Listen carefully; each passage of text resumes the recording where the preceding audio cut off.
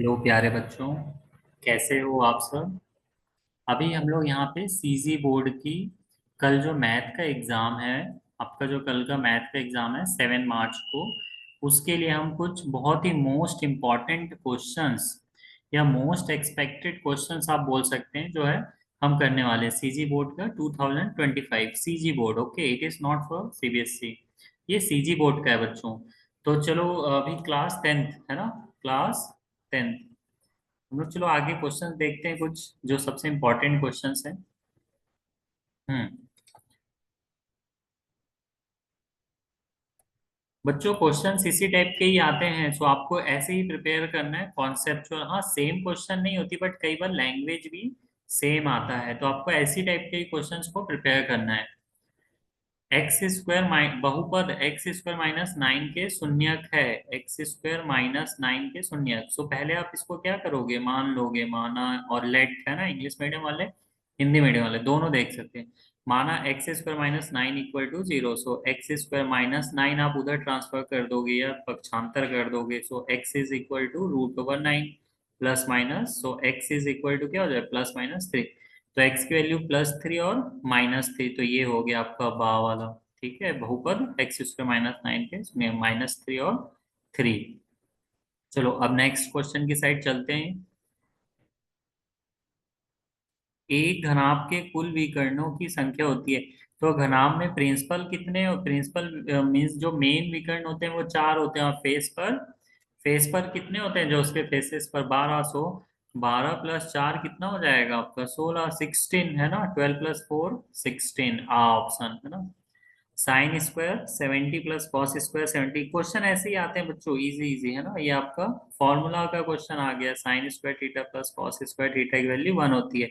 Theta का मतलब है दोनों एंगल सेम होने चाहिए, तो ये भी 70, ये भी 70। इसका आंसर क्या हो जाएगा, फर्स्ट वाला, मीन्स द ऑप्शन 1 है ना, ऑप्शन नंबर द। बच्चों ये हिंदी मीडियम इंग्लिश मीडियम दोनों देख सकते हैं, इसमें ऐसा कुछ नहीं होता मैथ में ना, English medium Hindi medium nothing.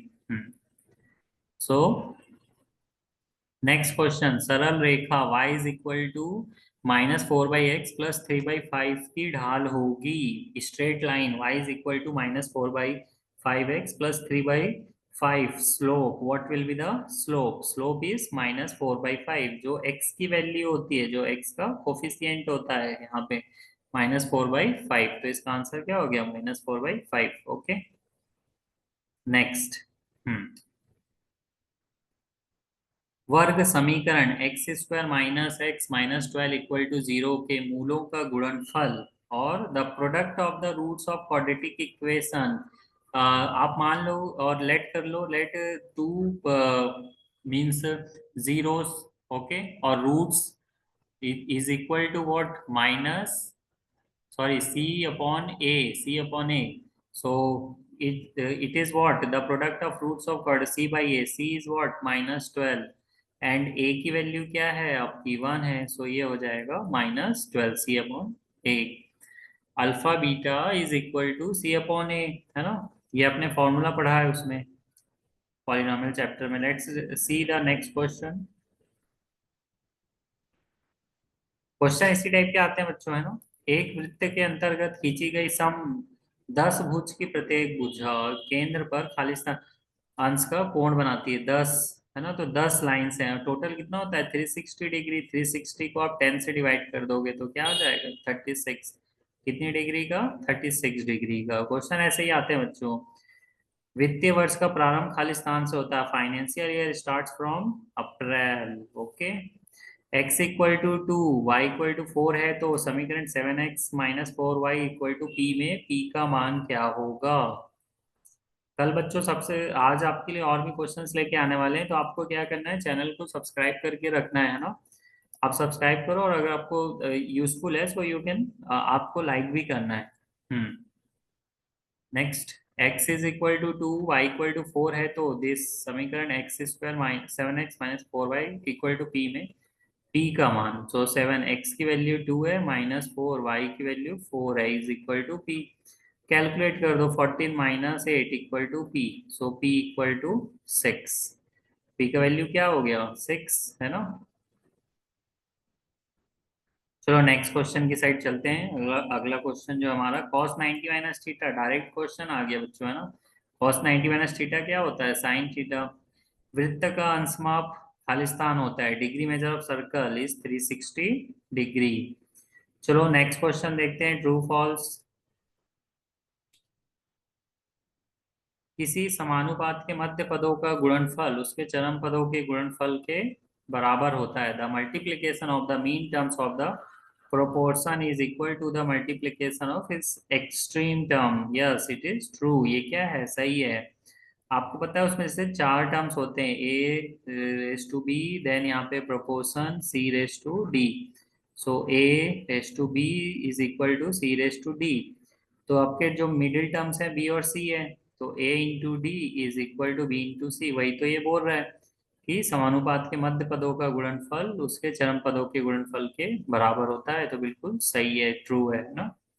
वृत्त के एक ही खंड में बने कोण परस्पर बराबर होते हैं, ये भी क्या है? ट्रू है। Segment angles in the same segment of a circle are equal to each other, ये सही है 100%, है ना। That is now third one. जिस राशि पर ब्याज की गणना होती है उसे मूलधन कहते हैं। The amount on which the interest is calculated called principal. Yes it is true. ये भी क्या है आपका? ट्रू है ना। यदि किसी बिंदु के निर्देशांक 4,0 हैं तो वह y एक्सिस पर स्थित होगा। y एक्सिस पर स्थित होगा? नहीं, y तो 0 है, तो किसमें होगा? ये x एक्सिस में। तो ये हो गया आपका फॉल्स ना। ये क्या है? False. If the coordinate of a point is 4,0 then it will be located at y axis. No it is false, it will located in x axis, क्योंकि x का कोऑर्डिनेट दिया हुआ है ना, इसके पॉइंट दिए हैं, y का 0 है।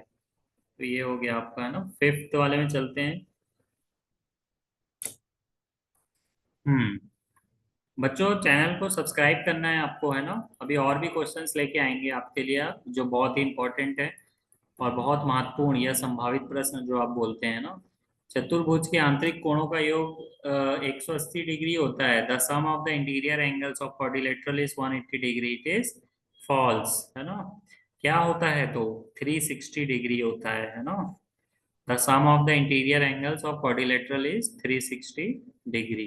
ओके बच्चों, थैंक यू। अभी और क्वेश्चन लेके आएंगे, तब तक आप चैनल को सब्सक्राइब करके रखो, है ना।